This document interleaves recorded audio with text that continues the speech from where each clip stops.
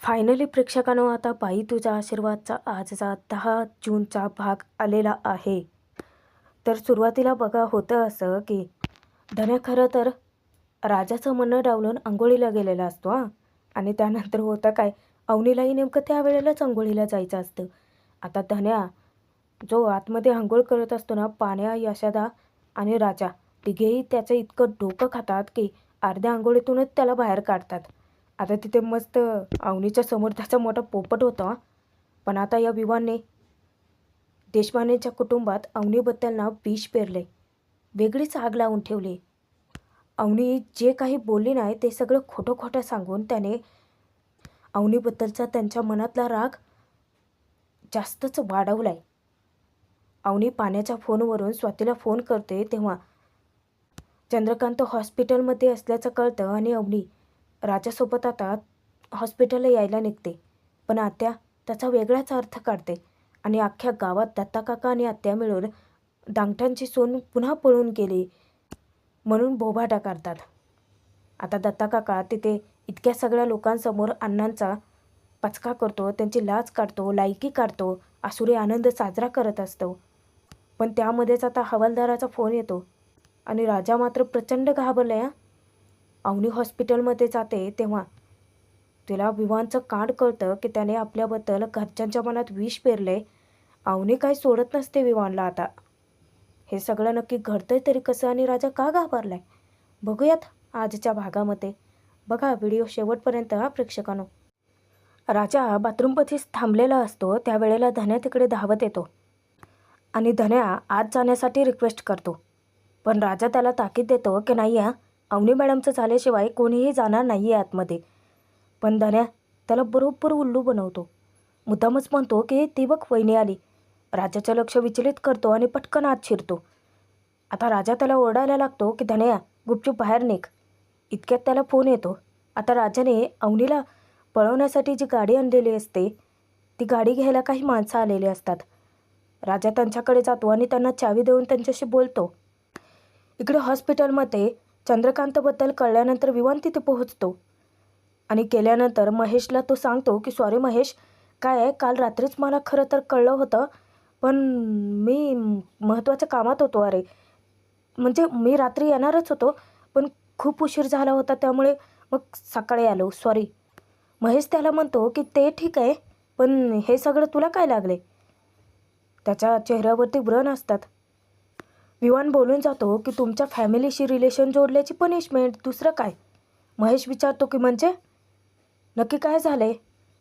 आता त्याला ते रात्रीचं दृश्य अचानक आठवतं की अवनीने त्याचं थोबाड फोडलं होतं, दांगटांनी त्याला कुत्र्यासारखा धुतला होता. एवढेच काय, त्याचे कपडेही काढून घेतले आणि तसाच पळवला.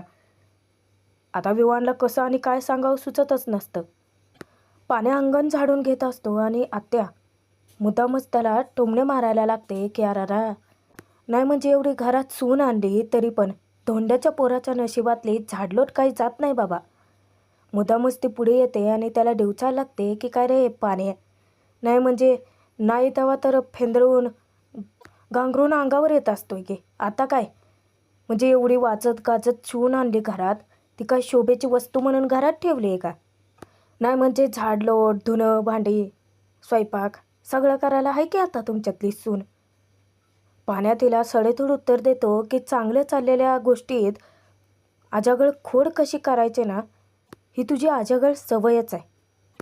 पाण्या आत्याला विचारतो की काय गं, तुझ्या मोठ्या भावाकडनं तू काय शिकली नाहीस काय. आत्या मुद्दामच चिडवते की कोण, तुझा तो बाप पेताड. पाण्या सांगतो की नाही, आमचा बाप पेताड असला ना तरी पण त्याने ना आयुष्याच्या 4 गोष्टी आम्हाला खूप चांगल्या शिकवल्यात. आता जर तो ते घरात असताना तर त्याने 4 गोष्टी कान धरून तुला शिकवल्या असत्या. पण आता तो घरात नाही आहे. तुझा कान न धरता मी त्या 4 गोष्टीत तुला शिकवतो. घरात आलेली सून ती काय फक्त घरकामासाठी आणलेली नसते. घरात आलेली सून म्हणजे ती लक्ष्मी असते आणि तिच्या डोळ्यात कधीही पाणी येऊ द्यायचं नाही, हे शिकवले माझ्या बापानं. घरात आलेल्या बाईचा आशीर्वाद घ्यायचा असतो, हे शिकवले आमच्या बापाने. पण काय आहे, तुझ्यासारख्या बाईला ते कळणार नाही ना.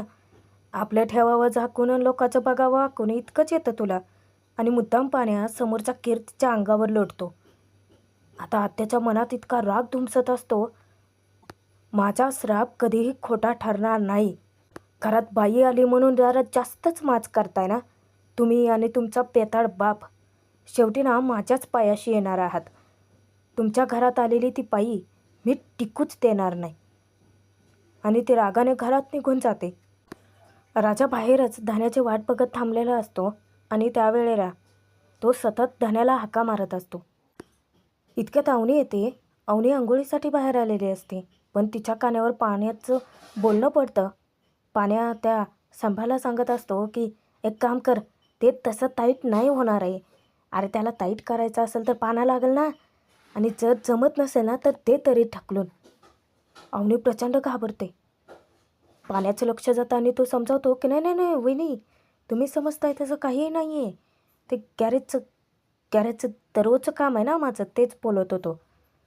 अवनी आता तेथून निघून जाते. पाण्या विचारतो की झालं का रे गाडीचं काम. अवनी आले बघून राजा तिला थांबवतो की 2 मिनटं. काय आहे, आमचं धान्याला कॉलेजला जायचं आहे ना, त्यामुळे तो गेला आहे आतमध्ये. अवनीला काही हरकत नसते, पण आता हे तिन्ही भावंडं हे प्रकरण इतकं डोक्यावर घेतात की त्या अवनीसमोर खरंच मूर्खासारखं वागतात. राजा धान्याला हाका मारत असतो. पाण्या येतून विचारतो की राजा काय झालं. राजा सांगतो की अरे थांबल्यात या, धान्या गेलाय आतमध्ये. आता पाण्या पण चिडतो की धान्याच्या तर वहिनीवर वेटिंगवरती, आणि दोघेही दरवाजा इतका जोराचा आदळतात. आवाज ऐकून यशोदा तिथे येतो. यशोदा विचारतो की काय झालं रे. पाण्या सांगतो की हा धान्या आत जाऊन बसल्या, वहिनी वेटिंगला आहे. आता यशोदा तोही मिसळतो त्यांच्यात. तिघे मिळून इतका दरवाजा ठोठावतात, इतकं ठो ठो ठो बोंबलत असतात की धान्या अर्ध्या आंघोळ सोडून तसाच बाहेर येतो. आणि त्याला पाहून अवनी पटकन तोंड फिरवते. धान्याला आता इतकी लाज वाटायला लागते, इतकी शरम वाटायला लागते. काय रे तुम्ही, वहिनीत सांगायचं नसतं का, वहिनी वहिनी इकडे बघू नका. आणि तो पटकन पाण्याचा टावेल घेतो, अंगाला गुंडाळतो, सुचाट पळत सुटतो. त्यानंतर अवनी पटकन आतमध्ये जाते. इकडे विवान आता महेशचे अवनीच्या विरोधात कान भरतो. महेश जेव्हा त्याच्या जखमांबद्दल त्याला प्रश्न विचारत असतो, तेव्हा महेशला विवान सांगतो की अरे त्या ड्रायव्हरच्या भावंडाने ज्याचं तुला मारलं होतं का, तसं मारले अवनीच्या सांगण्यावरनं. महेश विचारतो की अवनी ती भावंड नेमकं काय म्हणतोय, खरंच कळत नाही, काय झाले नक्की. तेव्हा विवान त्याला सगळं काही खोटं सांगतो की अरे काल मी अवनीकडे गेलो होतो. महेश विचारतो की म्हणजे तू काल भांडायला गेला होतास. त्यावर विवान फुशारक्या मारत सांगतो की मी का वाद करायला जाईन. अरे मी काय कुठला गल्लीतला गुंडा आहे का, येणार आहे मी, कॅनडा रिटर्न आहे. अंकलच्या तब्येतीबद्दल अवनीला सांगायला गेले होते, पण तुला सांगू, अवनी जे काही म्हणाली ते डायरेक्ट माझ्या काळजाला लागलं. महेश विचारतो की काय म्हणाली अवनी. त्याच्या मनात आधीच तिच्याविषयी राग असतो, हा त्यात अजून तेल ओततो. विवान सांगतो की अवनी मला म्हणाली की कोण चंद्रकांत देशमाने, मला माहीत नाही आहेत, मला त्या घरात परत कधीच जायचंसुद्धा नाही आहे. आणि त्यानंतर तो इतक्या इतक्या गोष्टी वाढवून सांगतो की महेशच्या मनातला अवनीबद्दलचा राग जास्तच उफाळून येतो. खरं तर धक्का आता स्वातीलाही बसतो की अवनी असं म्हणू शकते. इकडे बाथरूममध्ये अवनी जाते, पण बाथरूमची कंडिशन बघून ती इतकी घाबरून जाते, विचित्र वाटतं तिला ना तिथे. कारण बाथरूममध्ये पाल असते, सोबतच बाथरूम इतकं घाण असतं. तिला तिथे जाऊन कसं तरी विचित्र वाटायला लागतं. घरात आता राजा त्या धन्याची खरडपट्टी काढायला लागतो की ए चोम्या, 10 मिनटं उशिरा गेला असतं तर काय बिघडलं असतं रे तुझं. त्यावर धन्या सांगतो की बिघडलं काय नसतं, पहिलं माझं लेक्चर बुडालं असतं एवढंच. राजा विचारतो की लेक्चर, अरे प्रेझेंटी कॉलेजमध्ये कमी होती म्हणून 2-3 वेळा बोलवून घेतलं होतं मला. त्यावर आता धन्या फुशारक्या मारतो की काय आहे राजादा, माणूस सुधारू पण शकतो ना, कालचं गाढव आज घोडा बनलंय. वहिनी आली म्हणून जरा जास्त शायनिंग मारतो काय म्हणत आता राजा धान्याला बडवत असतो आणि तो वहिनी वहिनी म्हणून ओरडतो. पण राजा जेव्हा अवनीला बघतो ना, तेव्हा कुठे तो शांत होतो. राजा विचारतो की तुम्हाला काही हवं होतं का. अवनी विचारते की हो, कपडे धुवायचे होते, वॉशिंग मशीन आहे.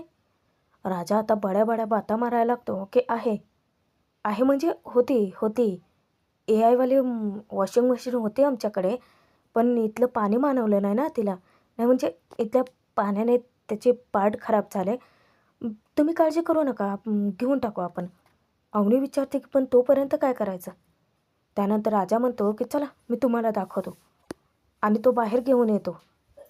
अवनीला तो सांगतो की बघा, ही आपली देवयाने दिलेली नॅचरल वॉशिंग मशीन. आम्ही इथेच कपडे धुतो. आणि तो बॅट देतो लाकूड. आणि आणि आपटा तुम्ही, म्हणजे कसं एकदम स्वच्छ निघतात ना. तोपर्यंत यशात अवनीसाठी चहा घेऊन येतो आणि विचारतो की राजा तू काय करू राहिला? अरे त्यांना कशाला कामं सांगतोस? एक काम करा, तुम्ही धुवा, कपडे धुवायचे असतील तर. आमचा राजा काढेल वाळत. आता धन्या तिथेच असतो. या दोघांना पर्सनली काय बोलायचं असेल म्हणून यशादा मुद्दाम धन्याला घेऊन जातो. अवनी राजाला सांगते की मला बाबांची खूपच काळजी वाटते. राजा विचारतो की फोन करून बोलता का त्यांना? अवनी सांगते की नाही ना, माझा फोन का घेतील ते? राजा एक सोल्युशन काढतो. त्याच्या किंवा अवनीच्या फोनवरून फोन करत नाही तो. अवनी नंबर सांगते पाण्याला. पाण्याला बोलवून घेतो आणि पाण्या नंबर डायल करतो. तो असतो स्वातीचा. पाण्या विचारतो की काय विचारायचं आहे त्यांना? अवनी त्याला सांगते की महेश साहेब आहेत का विचारायला सांग. आणि त्यानंतर जेव्हा स्वाती फोन रिसीव करते तेव्हा महेश तर नसतो. पण स्वातीचा आवाज ऐकून पटकन अवनी फोन हातात घेते आणि अवनी सांगते की मी बोलते. अवनी. स्वाती तिच्यावरती रागावते की अवनी तू तू असं काहीतरी करशील, मला खरंच वाटलं नव्हतं अवनी. अवनी रिक्वेस्ट करते की वहिनी माझ्याकडे दुसरा ऑप्शन नव्हता. हे बघ, मी तुला भेटून सगळं काही सविस्तर सांगते, प्लीज मला सांग बाबा कसे आहेत. तिला धक्कादायक बातमी मिळते की बाबांना आता हॉस्पिटलमध्ये ॲडमिट केलं आहे. त्यांची तब्येत ठीक नाही आहे. अवनी कोसळते. हातातून मोबाईल खाली पडतो तिच्या. राजा तिला विचारतो की काय झालं? तोपर्यंत पाण्या यशाला बोलावतो. अवनी धक्कादायक बातमी राजालाही सांगते की बाबांना ॲडमिट केले हॉस्पिटलमध्ये. ती हट्ट धरते की मला आत्ताच्या आत्ता बाबांकडे जायचं आहे. यशादा आता तिथे राजाला सांगतो की राजा पटकन गाडी अरेंज कर आणि यांना त्यांच्या बाबाकडे घेऊन जा. पण पाण्या यशदाला अडवतो की यशदा येड आहे का तू? अरे या दोघांना त्यांनी बघितलं ना तर जागीच मारून टाकतील. यशदा समजावतो की पाण्या आचारा येड आहे का तू? अरे पोटची पोरगी आहे ती, त्यांना कशाला काय करतील? पाण्या घाबरतो आणि सांगतो की यशदा ती पोटची पोरगी आहे, पण आपला राजादा नाही ना. राजाला मारून टाकलं तर?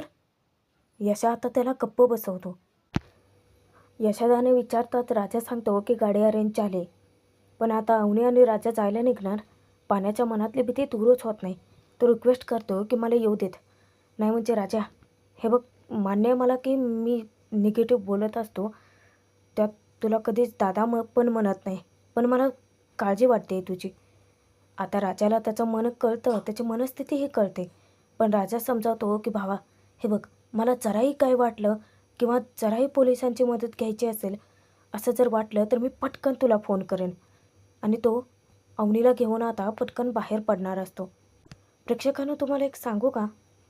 हे जे सगळं घडतं आहे ना, ते ऑलरेडी पुढचा ट्विस्ट म्हणून मी आधीच चॅनलवरती अपलोड केलं होतं. आपल्या ज्या प्रेक्षकांनी पाहिलं असेल त्यांच्या लक्षात येईल हा भाग. अगदी जसंच्या तसं घडतं आहे. इकडे अण्णा येतात चहाच्या स्टॉलपाशी. आता दत्तू काका अण्णांना पाहिल्यानंतर स्वतःचं तोंडच लपवायला लागतो की.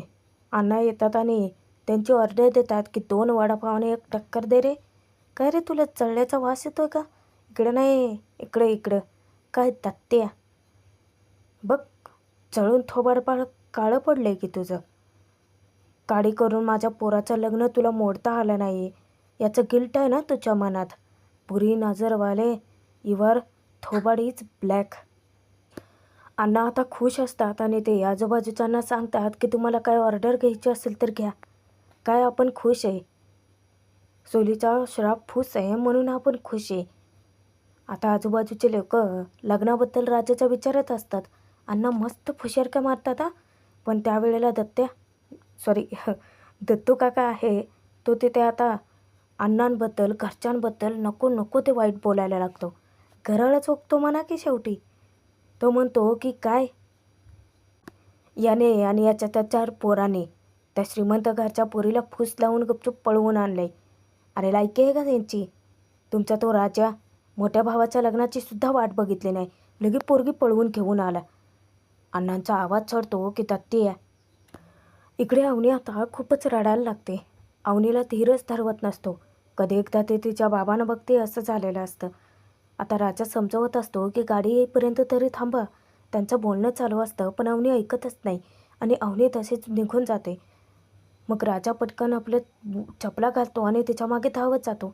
आत्या याचा वेगळाच अर्थ काढते आणि आजूबाजूच्या सगळ्या शेजापाजाऱ्यांना गोळा करते हाका मारून आणि त्यांना सांगायला लागते की बघा, मी म्हणलं होतं की नाही, त्या धोंड्याच्या घरात अजिबात पोरगी टिकणार नाही. गेली की ती पोरगी पळून यांना वैतागून. तो पेताड बाप आणि ही भांडकुदळ भावंड कशी टिकेल ती या घरात? या आत्याचा श्राप कधी खोटा ठरत नसतो. तिथेच आता नमी पण येते आणि तिला पण मोठा धक्का बसतो. पण पाने आत्याची खरडपट्टी काढतो की ए आत्या, इथे सिच्युएशन काय आहे कळून राहिले का तुला? हां, अक्कल आहे का तुझ्या डोक्यात जरा तरी? आत्या त्यालाच ओरडते की दीडशाने पाहण्या, तुझा बाप इथे माझ्यासमोर नाचत होता की लाईटिंग डान्सिंग डान्सिंग लाईटिंग. काय झालं? गेली की तुमच्या घरची पोरगी पळून. पाण्यात तिला धमकी देतो की आत्ते, आता तो तू गप्प बसली नाही ना? त्यानेही तिला सांगत असतो की इकडे सिच्युएशन काय आहे, तू काही बी कसे बरळायला लागली. पण आत्या आत्या स्वतःच्या तालातच असते. ती सांगते की गेली ना तुमच्या घरची सून पळून, आता मी अख्ख्या गावाला सांगणार की धोंड्याची सून रडत रडत दुसऱ्याच दिवशी घरातून निघून गेली. तिला इतका आसुरी आनंद झालेला असतो. इकडे अण्णा दत्तू काकाचे आता चांगलेच कान उघडणी करतात की माझ्या राजाचं लई प्रेम आहे त्या पोरीवरती आणि ती पण श्रीमंत घरची खानदानी पोरगी माझ्या राजाच्या प्रेमाखातर इकडं आली. दत्तू काका डिवचायला लागतो की म्हणे खानदानी, पण तुमच्यासारख्यांच्या घरात कशी टिकल ती? सांग ना की 5-5 बाप्यांच्या घरात पोरगी कशी राहील? अण्णा त्याला आता चांगलंच सुनावतात की दत्त्या, आम्ही का आमच्या घरकामासाठी आणले नाही आहे तिला. आमची सून आमची लक्ष्मी म्हणून आणली. आमच्या घराला बाईच्या येण्याने घर पण यावं ना म्हणून आणली.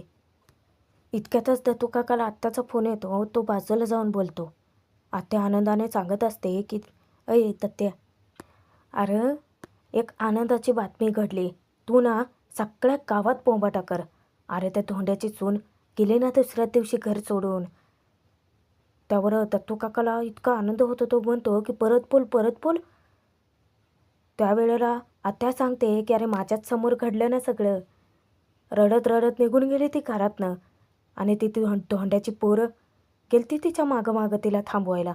ऐकले नाही ना, गेली तशीच निघून.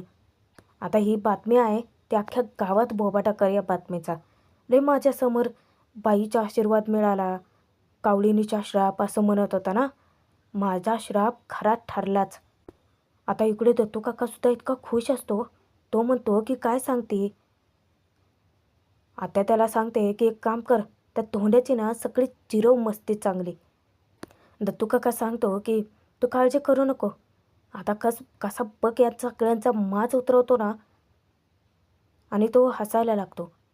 फोन ठेवून दिल्यानंतर आत्या लगेचच तिथे आनंद साजरा करते की म्हणे बाईचा आशीर्वाद मिळाला म्हणत होता.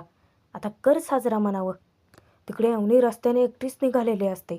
इतकी चिडलेली असते. राजा तिला समजावतो की मॅडम आता काय चालत घरी पोहोचणार आहात का तुम्ही? अवनी रडायला लागते आणि सगळा राग राजावरती काढते. तू का सतत माझ्या मागे येतोयस? मी जाते ना माझ्या बाबाकडे. हे सगळं ना तुझ्यामुळेच घडलं आहे. तू कशाला घेऊन गेला होतास मला पोलीस स्टेशनमध्ये? राजा म्हणतो की तुमच्या परमपूज्य बाबांनी माझ्यावरती बंदूक ताणून धरली होती, दिसलं नाही का तुम्हाला? अवनी म्हणते की गप्प बस, माझ्या बाबांबद्दल मी काही ऐकून नाही घेणार आहे. खरं ना मला आता इतकं गिल्टी फील होतं आहे. असं वाटते की उगाचच करिअरची स्वप्न रंगवत बसले मी. त्यांनी सांगितलेलं ऐकायला हवं होतं मी. मला खरं सांगू का राजा, आता असं वाटतं आहे की एक मुलगी म्हणून उगाच जन्माला आले मी आणि ती रस्त्यावरतीच रडायला लागते. आता राजा पटकन गाडीच्या खालती उतरतो. राजा अवनीची समजूत घालतो की मॅडम रस्त्यावरती नका ना रडू, अहो लोकांनी बघितलं तर मलाच मारतील. आणि तो कसंबसं अवनीला गाडीत बसवतो. गाडीत तो तिच्यासोबत बसल्यानंतर तेव्हाही समजावतो की मॅडम कशाला उगाचच निगेटिव्ह थिंकिंग करताय. अहो काही होणार नाही आहे तुमच्या बाबांना. 2 दिवसात बघा कसे टकाटक होतात की नाही. अवनी त्याला विचारते की का तुला सगळंच कळतं का, ड्रायव्हर आहेस की डॉक्टर आहेस. अचानक राजाचा फोन वाजतो. आता हवालदार कोष्टीचा फोन आलेला असतो.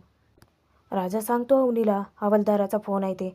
अवनी त्यालाच म्हणते की जाऊ देत, एवढा कॉमन सेन्स तरी दाखव, घे ते फोन घे.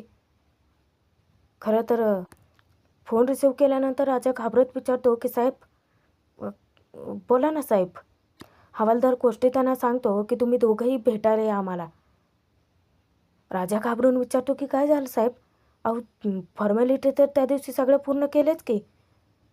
हवालदार कोष्टी सांगतो की अरे पण ते मॅरेज सर्टिफिकेट राहिलं आहे ना तुमचं. आता मॅरेज सर्टिफिकेटचा विषय काढल्यानंतर राजा घाबरतो.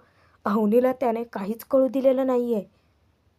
मग तो पटकन आलोच म्हणून गाडीच्या बाहेर येतो आणि तो विचारतो की साहेब, मी एकटा आलो तर चालणार नाही आहे का. तो हवालदार विचारतो की का, एकट्याने लग्न केलं आहे. राजा सांगतो की तसं नाही आहे साहेब. पण तेव्हा राजाला तो ताकीद देतो की हे किंतु परंतु बाजूला ठेवायचं. मॅडमनी बोलवले, घेऊन यायचं बायकोला.